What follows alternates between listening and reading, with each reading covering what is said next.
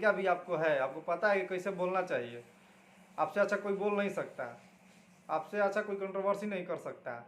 ये सब मामले में तो आगे नमस्ते प्रणाम, आप लोग द कोरल भोजपुरी देख रहे हैं। आज हम खेसारी लाल यादव के ऊपर बात करने वाले हैं। खेसारी लाल यादव ने किया बहुत बड़ा फ्रॉड, 18 लाख के किए घपला। इन पे 2019 में एक केस दर्ज होता है जिसपे ये गैर जमानत बेल ले लेते हैं। आज वो केस फिर से खुल गया है और केस में यह था कि मतलब वो चेक था 18 लाख का, वो बाउंस कर गया था।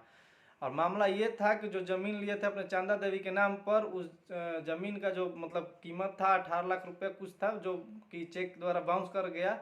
तो हमको ये नहीं समझ में आ रहा है कि खेसारी लाल यादव बोलते हैं कि 20-25 लाख रुपया लगा के यूट्यूबरों को मतलब खानदान सहित घसीट देंगे, तो ये 18 लाख रुपया कैसे बाउंस कर गया भाई। और अकाउंट में हमको तो ये लगता है कि ये उसी अकाउंट का चेक दिए थे जिस अकाउंट में मतलब जीरो बैलेंस था, या मतलब 18 लाख से कम बैलेंस होगा, तभी तो चेक बाउंस हुआ होगा ना।